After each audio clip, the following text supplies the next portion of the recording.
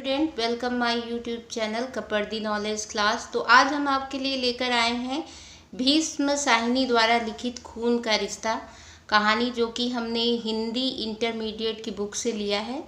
तो ये भीष्म साहनी जी ने लिखा है, जो आपकी पाठ्य पुस्तक का पहला चैप्टर है, खून का रिश्ता।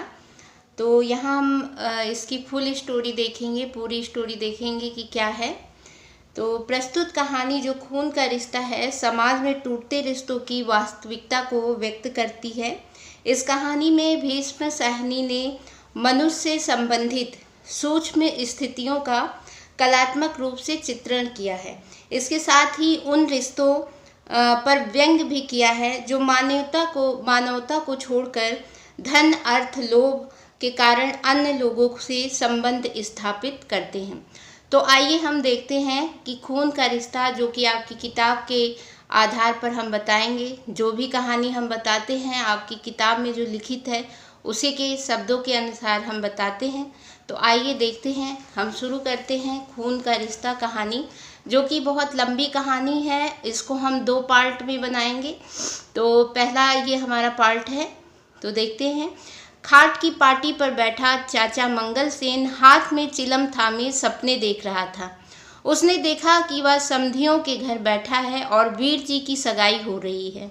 उसकी पगड़ी पर केसर के छींटे हैं और हाथ में दूध का गिलास है, जिसे वह घूट घूट करके पी रहा है। दूध पीते हुए कभी बादाम की गिरी मुंह में जाती, कभी पिस्ते की। बाबूजी पास खड़े समधियों से उसका परिचय करा रहे हैं। यह मेरा चचा जात छोटा भाई है, मंगल सेन। समधी मंगल सेन के चारों ओर घूम रहे हैं। उनमें से एक झुककर बड़े आग्रह से पूछता है, और दूध लाऊं चाचा जी? थोड़ा सा और? अच्छा ले आओ, आधा गिलास, मंगल सेन कहता है और तर्जनी से गिलास के तल में से शक्कर निकाल कर चाटने लगता है। मंगल सेन ने जीभ का चटखारा लिया और सिर हिलाया। तंबाकू की कड़वाहट से भरे मुंह में भी मिठास आ गई, मगर स्वप्न भंग हो गया। हल्की सी झुरझुरी मंगल सेन के सारे बदन में दौड़ गई और मन सगाई पर जाने के लिए ललक उठा। यह सपनों की बात नहीं थी, आज सचमुच भतीजे की सगाई का दिन था। बस थोड़ी देर बाद ही सगे संबंधी घर आने लगेंगे। बाजा बजेगा, फिर आगे आगे बाबूजी, पीछे पीछे मंगल सेन और घर के अन्य संबंधी सभी सड़क पर चलते हुए समधियों के घर जाएंगे। मंगल सेन के लिए खाट पर बैठना असंभव हो गया। बदन में खून सा छटाक भर था, मगर ऐसा उछलने लगा कि बैठने नहीं देता था। उसी वक्त कोठरी में संतू आ पहुंचा और खाट पर बैठकर मंगल सेन के हाथ में से चिलम लेते हुए बोला, तुम्हें सगाई पर नहीं ले चलेंगे चाचा? तो चाचा मंगल सेन के बदन में सिर से पांव तक लर्जिश हुई, पर यह सोचकर कि संतू खिलवाड़ कर रहा होगा। उन्होंने सोचा कि संतू जो है मजाक कर रहा होगा। बोला, बड़ों के साथ मजाक नहीं किया करते। कई बार कहा मुझे नहीं ले जाएंगे, तो क्या तुम्हें ले जाएंगे? किसी को भी नहीं ले जाएंगे, वीर जी कहते हैं। सगाई डलवाने सिर्फ बाबूजी जाएंगे और कोई नहीं जाएगा। वीर जी आए। चाचा मंगल सेन के बदन में फिर लर्जिश हुई और दिल धक धक करने लगा। संतू घर का पुराना नौकर था, क्या मालूम ठीक ही कहता हो। ऊपर चलो, सब लोग खाना खा रहे हैं। संतू ने चिलम के 2 कस लगाए, फिर चिलम को ताक पर रखा और बाहर जाने लगा। दरवाजे के पास पहुंचकर उसने फिर एक बार घूमकर हंसते हुए कहा, तुम्हें नहीं ले जाएंगे चाचा, लगा लो शर्त, 2 रुपए की शर्त लगती है। बस बकबक नहीं कर, जा अपना काम देख। चाचा जी ने नौकर संतू को कहा कि बस बकबक नहीं कर, जा अपना काम कर। ऊपर रसोई घर में सचमुच बहस चल रही थी। संतू ने गलत नहीं कहा था। रसोई घर में एक तरफ दीवार के साथ पीठ लगाए बाबूजी बैठे खाना खा रहे थे। चौके के एन बीच में वीर जी और मनोरमा भाई बहन एक साथ एक ही थाली में खाना खा रहे थे। माँ जी चूल्हे के सामने बैठी पराठे सेक रही थी। माँ बेटे को समझा रही थी, यही मौके खुशी के होते हैं बेटा, कोई पैसे का भूखा नहीं होता। अकेले तुम्हारे पिताजी सगाई डलवाने जाएंगे तो समधी भी इसे अपना अपमान समझेंगे। तो लड़के ने कहा, मैंने कह दिया माँ, मेरी सगाई 1.25 रुपये में होगी और केवल बाबूजी सगाई डलवाने जाएंगे, जो मंजूर नहीं हो तो अभी से। बस बस, आगे कुछ मत कहना, माँ ने झट से उसे टोकते हुए कहा। फिर चुप होकर बोली, जो तुम्हारे मन में आए सो करो। आजकल कौन किसकी सुनता है। छोटा सा परिवार और इसमें भी कभी कोई काम ढंग से नहीं हुआ। मुझे तो पहले ही मालूम था तुम अपनी ही करोगे। अपनी क्यों करूँगा, मैं कान खींचकर इसे मनवा लूँगा, बाबूजी ने बेटे की ओर देखते हुए बड़े दुलार से कहा। पर वीर जी खींच उठे। क्या आप खुद नहीं कहा करते थे कि ब्याह शादियों पर पैसे बर्बाद नहीं करना चाहिए। अब अपने बेटे की सगाई का वक्त आया तो सिद्धांत ताक पे रख दिए। बस आप अकेले जाइए और 1.25 रुपया लेकर सगाई डलवा लाइए। वाह जी, मैं क्यों ना जाऊं, आजकल बहनें भी जाती हैं, मनोरमा सिर झटक कर बोली। वीर जी, तुम इस मामले में चुप रहो। उसकी बहन भी जाने को जिद कर रही थी, चाचा जी भी, और वो लड़का कह रहा था कि जो मैं जाऊंगा तो सिर्फ मैं और पिताजी जाएंगे और कोई नहीं जाएंगे। वो अपने पिताजी से कहता है, आप तो ऐसे बहुत सिद्धांत की बात करते हैं कि शादी ब्याह में पैसे फालतू के खर्च नहीं करने चाहिए। जब अपनी बारी आई तो आपने उन सिद्धांतों को ताक पे रख दिया, आप उस सिद्धांतों को भूल गए। तो बाबूजी बोले, सुनो बेटा, ना तुम्हारी बात ना मेरी बात, केवल 5 या 7 संबंधी लेकर जाएंगे। कहो तो बाजा भी नहीं होगा, वहाँ उनसे कुछ मांगेंगे भी नहीं। जो समधी ठीक समझे दे दे, हम कुछ नहीं बोलेंगे। इस पर वीर जी तुनक कर कुछ कहने ही जा रहा था जब सीढ़ियों पर मंगल सेन के कदमों की आवाज़ आई। मंगल सेन जो थे वो चाचा जी थे। तो अच्छा, अभी मंगल सेन से कोई बात नहीं करना, खाना खा लो फिर बातें होती रहेंगी। माँ जी ने कहा कि अच्छा, अभी मंगल सेन से कोई बात नहीं करना, खाना खा लो फिर बातें होती रहेंगी। 50 बरस की उम्र के मंगल सेन के बदन के सभी चूल ढीले पड़ गए थे। जब चलता तो उचक उचक के हिचकौले खाता हुआ, और जब सीढ़ियाँ चढ़ता तो पाँव घसीट घसीट कर बार बार छड़ी ढकोरता हुआ चलता था। जब भी वह सड़क पर जा रहा होता तो मोड़ पर साइकिल वाला दुकानदार हमेशा मंगल सेन से मजाक करके कहता, आओ मंगल सेन जी, पेच कस दे। और जवाब में मंगल सेन हमेशा उसे छड़ी दिखाकर कहता, अपने से बड़ों के साथ मजाक नहीं किया करते, तू अपनी हैसियत तो देख। मंगल सेन को अपनी हैसियत पर बहुत बड़ा नाज था। किसी ज़माने में फौज में रह चुका था, इस कारण अब भी सिर पर खाकी पगड़ी पहनता था। खाकी रंग सरकारी रंग है। पटवारी से लेकर बड़े बड़े इंस्पेक्टर तक सभी खाकी पगड़ी पहनते हैं। इस पर ऊंचा खानदान और शहर के धनी मानी भाई के घर में रहना ऐठता नहीं तो क्या करता। दहलीज पर पहुंचकर मंगल सेन ने अंदर झाँका। खिचड़ी मूछे सस्ता तंबाकू पीते रहने के कारण पीली हो रही थी। घनी भौंहों के नीचे दाईं आंख कुछ ज़्यादा खुली हुई और बाईं आंख कुछ ज़्यादा सुकड़ी हुई थी। सामने के 3 दांत गायब थे। भौजाई जी, आप रोटियां सेक रही हैं, नौकरों के होते। आओ मंगल सेन जी, आओ जरा देखो तो यहाँ कौन बैठा है। तो वीर जी बैठे थे। उन्होंने कहा, नमस्ते चाचा जी। वीर जी ने बैठे ही बैठे कहा, उठकर चाचा जी को पालागन करो बेटा, तुम्हें इतनी भी अकल नहीं है, बाबूजी ने बेटे को झिझक कर कहा। वीर जी उठ खड़े हुए और झुककर चाचा जी को पालागन किया। चाचा जी झेप गए। कोने में बैठा संतू, जो नल के पास बर्तन मलने लगा था, कंधे के पीछे मुंह छिपाए हंसने लगा। जीते रहो, बड़ी उम्र हो, मंगल सेन ने कहा, और वीर जी के सिर पर इस गंभीरता से हाथ फेरा कि वीर जी के बाल बिखर गए। मनोरमा खिलखिलाकर हंसने लगी। सगाई वाले दिन वीर जी खुद आ गए। वाह वाह, बैठ जा बैठ जा। मंगल सेन बहुत बातें नहीं करते, बाबूजी बोले। आप मेरी जगह पर बैठ जाइए चाचा जी, मैं दूसरी चटाई ले लूँगा। वीर जी ने कहा कि आप मेरी जगह पर बैठ जाइए चाचा जी, मैं दूसरी चटाई ले लूँगा। फिर बाबूजी कहते, 2 मिनट खड़ा रहेगा तो मंगल सेन की टांगें नहीं टूट जाएंगी, या खुद भी चटाई पकड़ सकता है। जाओ मंगल सेन, जरा टांगे हिलाओ और अपने लिए चटाई उठा लाओ। माँ जी ने दांत तले ओठ दबाया और घूर घूर कर बाबूजी की ओर देखने लगी। नौकरों के सामने तो मंगल सेन के साथ इस तरह रूखाई से नहीं बोलना चाहिए। आखिर तो खून का रिश्ता है, कुछ लिहाज करना चाहिए। मंगलसेन छज्जे पर से चटाई उठाने गया। दरवाजे के पास पहुंचकर नौकर की पीठ के पीछे से गुजरने लगा तो संतू ने हंसकर कहा, वहाँ नहीं चाचा जी, मैं देता हूँ, ठहरो, एक ही बर्तन रह गया है, मलकर उठता हूँ। संतू निश्चिंत बैठा, कंधों के बीच सिर झुकाए बर्तन मलता रहा। मनोरमा, जो कि बहन है, जिसकी सगाई हो रही, उसकी बहन है मनोरमा घुटनों के ऊपर अपनी ठुड्डी रखे दोनों हाथों से अपने पैरों की उंगलियां मलती हुई कोई वार्ता सुनाने लगी। दुकानदारों की टांगे कितनी छोटी होती है भैया, क्या तुमने कभी देखा है?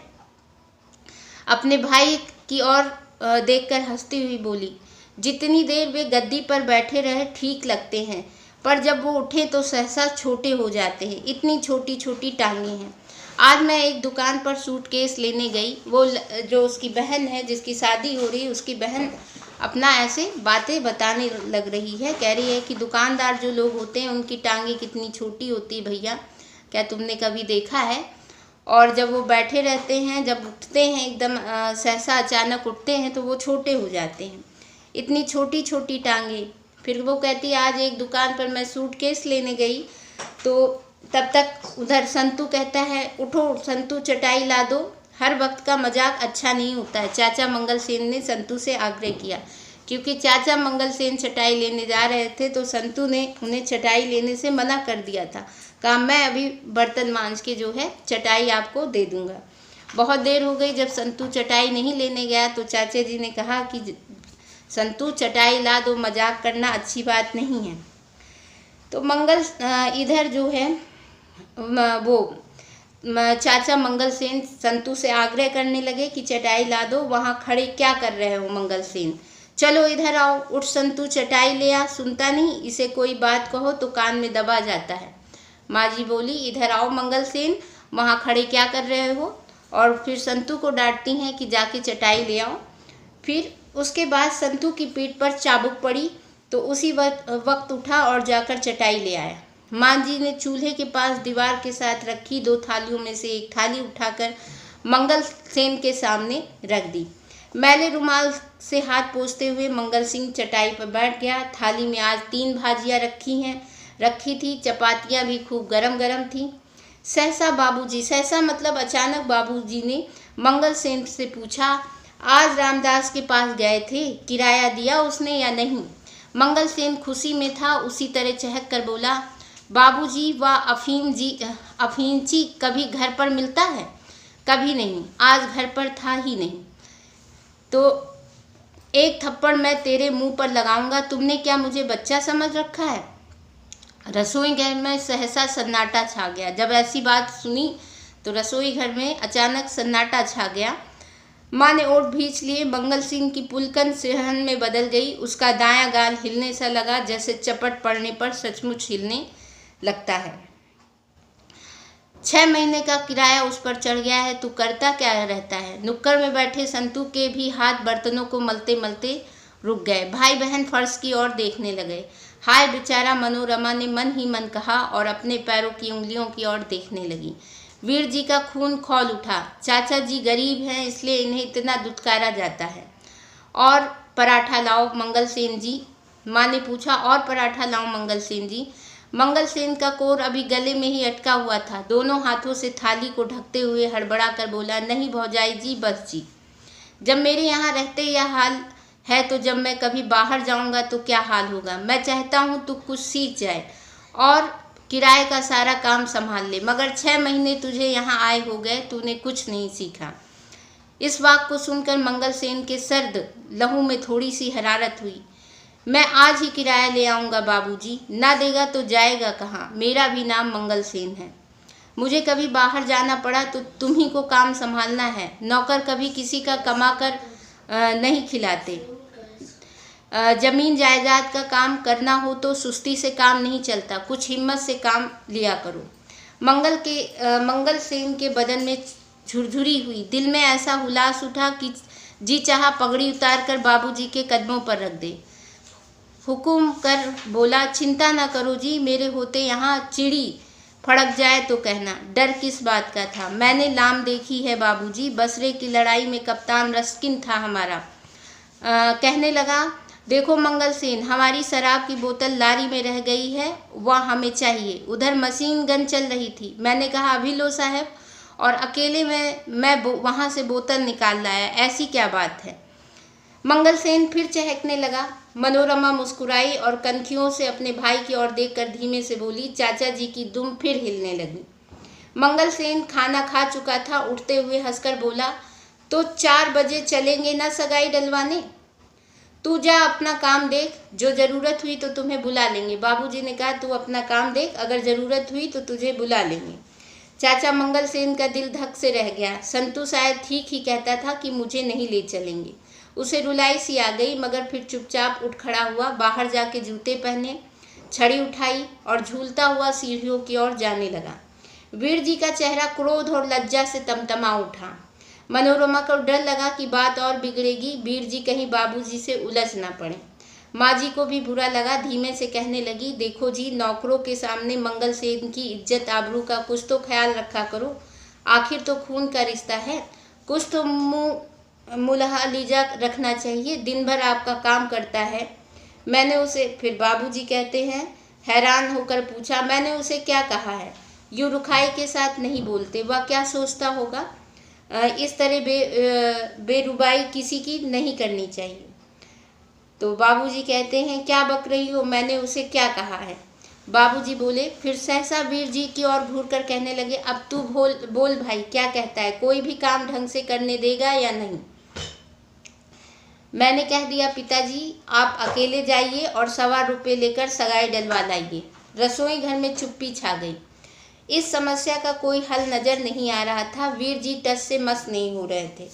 सहसा बाबूजी ने सिर पर पगड़ी उतारी, सिर आगे को झुकाकर बोले, कुछ तो इन सफ़ेद बालों का ख्याल कर, क्यों हमें रुस्वा करता है? वीर जी गुस्से में थे। चाचा मंगल सेन गरीब हैं, इसलिए उसके साथ ऐसा बुरा व्यवहार किया जाता है, यह बात उसे खल रही थी। मगर जब बाबूजी ने पगड़ी उतार कर अपने सफ़ेद बालों की दुहाई दी तो सहम गया। फिर भी साहस करके बोला, यदि आप अकेले नहीं जाना चाहते तो चाचा जी को साथ ले जाइए। बस 2 जने चले जाएं। कौन से चाचा को? माँ जी ने पूछा, कौन से चाचा जी को? तो कहानी जो है बहुत बड़ी है, इसको आप 2 पार्ट में देख सकते हैं।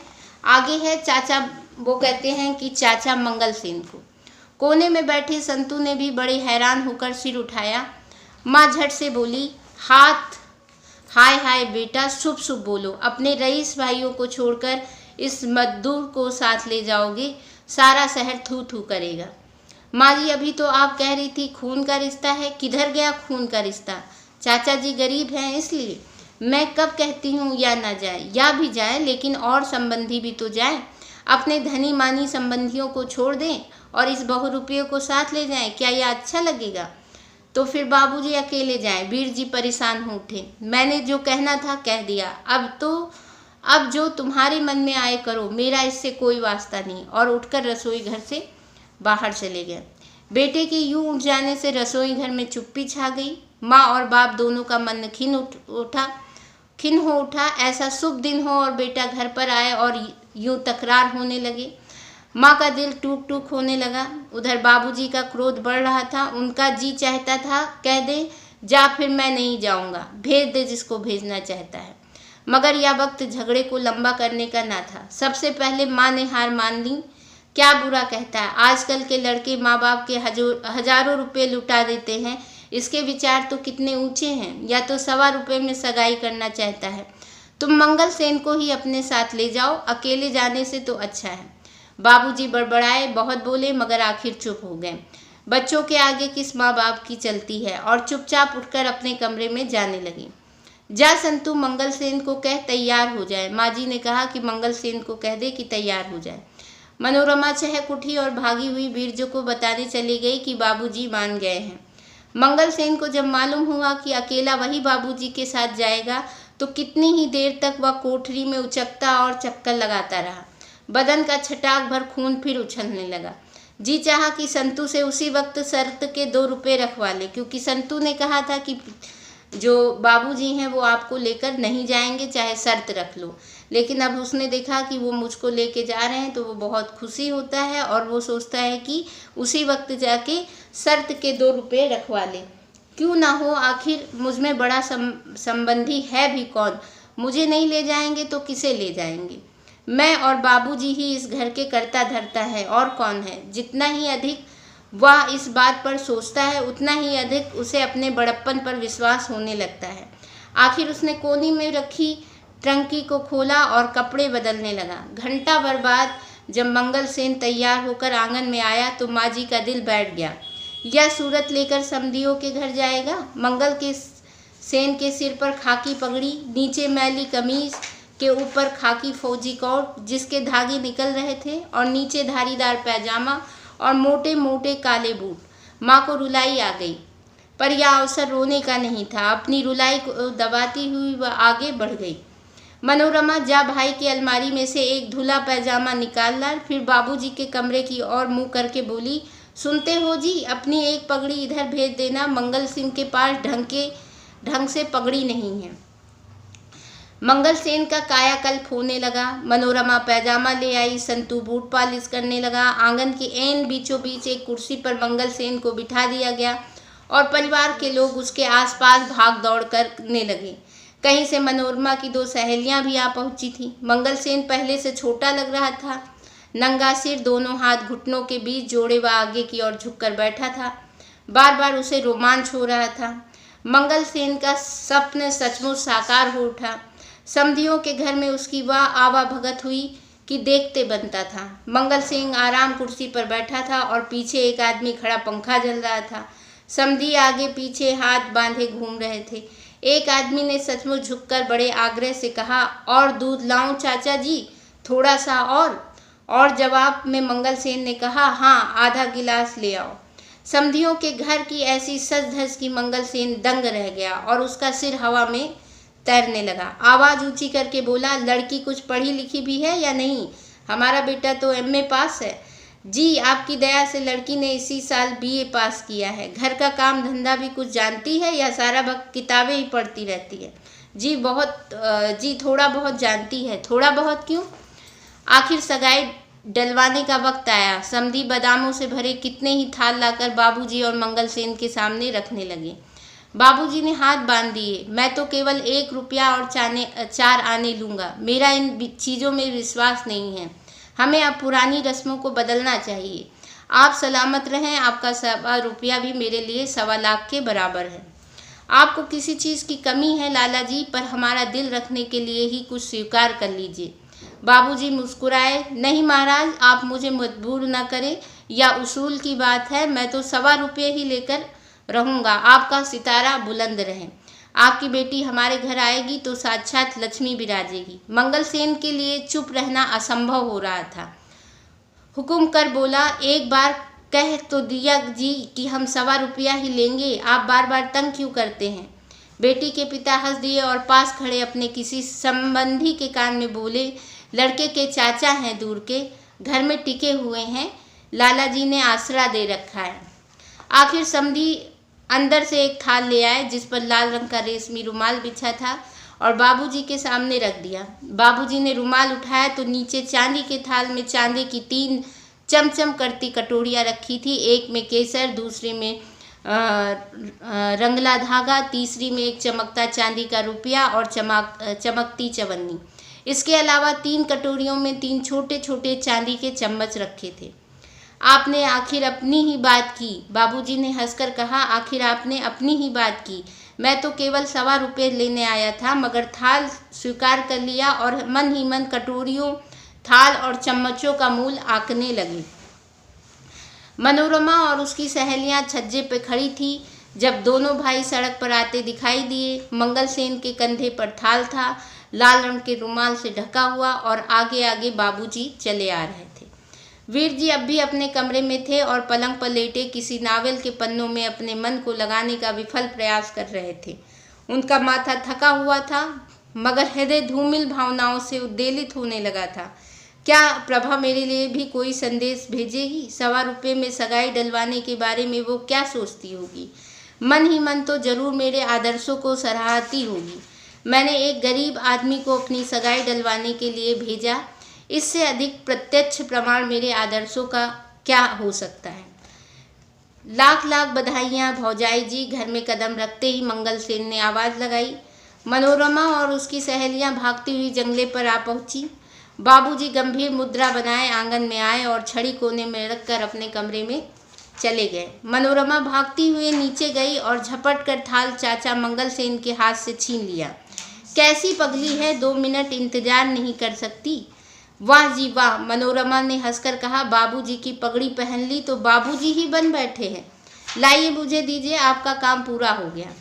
माँ जी की दोनों बहनें जो इस बीच आ गई थी, माँ जी ने गले मिल मिलकर बधाई देने लगी। माँ जी से आवाज़ सुनकर वीर जी जंगले पर आ खड़े